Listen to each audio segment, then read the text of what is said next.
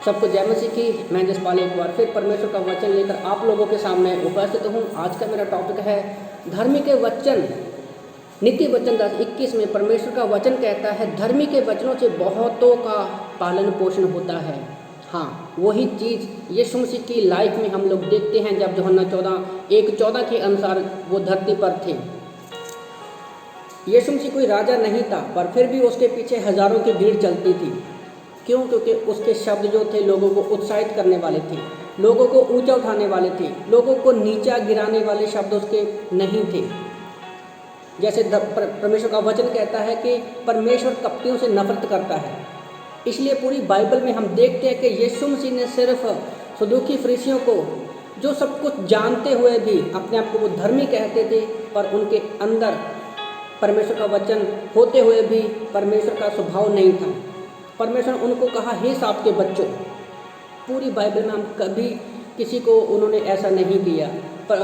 यूहन्ना की किताब अध्याय 3 में हम देखते हैं कि जब निकोदेमुस, उसके मन में सवाल रहते हैं, परमेश्वर ने वो रात को उसके पास गया, यीशु मसीह ने अपने वचनों के द्वारा उसको नए जन्म के बारे में बताया और उसका जीवन परिवर्तन हुआ।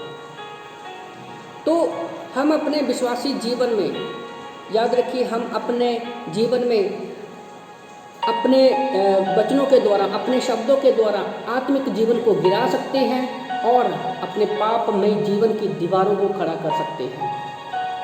तो ये जरूरी है कि हम क्या बोलते हैं। यीशु मसीह ने भी कहा कि जो चीज़ बाहर से अंदर जाती है वो अपवित्र नहीं है। जब हम कोई चीज़ अपने अंदर से बाहर निकालते हैं वो चीज़ अपवित्र है। तो उसमें से आता है हमारे बोल, हमारे शब्द। वो डिपेंड करता है कि हम लोग क्या बोल रहे हैं। तो हमें पता है कि ये वचन सबको पता है मत्ती 4:4 में कि यीशु मसीह ने कहा था, जब उसकी परीक्षा हो रही थी, वो 40 दिन तक भूखा था। जब किसी व्यक्ति को भूख लगती है ना, तो भूख के सामने उसको कुछ भी दिखाई नहीं देता। पर यहाँ पर यीशु मसीह पवित्र आत्मा में भरा हुआ था, वो परमेश्वर के वचन को जानता था। उसने कहा मत्ती 4:4 में कि आदमी से केवल रोटी से ही नहीं, बल्कि परमेश्वर के निकलने वाले हर एक मुख से, वो वचन से वो जीवित रहेगा। आज सेम परिस्थिति हमारी है।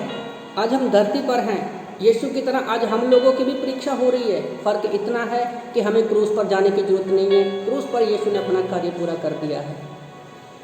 जैसे यीशु मसीह मत्ती 4:4 शब्द बोलने से पहले उसको व्यवस्था विवरण अध्याय 8:3 पता था कि यहोवा के मुख से निकलने वाला हर एक शब्द जो है उससे व्यक्ति जीवित रहेगा। तो आज भी हमारे पास, हम भी उसी जगह पर खड़े हैं। तो हमें बाइबल के अनुसार पता होना चाहिए कि बाइबल में लिखा हुआ हर एक शब्द परमेश्वर की प्रेरणा से, उसकी सांस से लिखा गया है।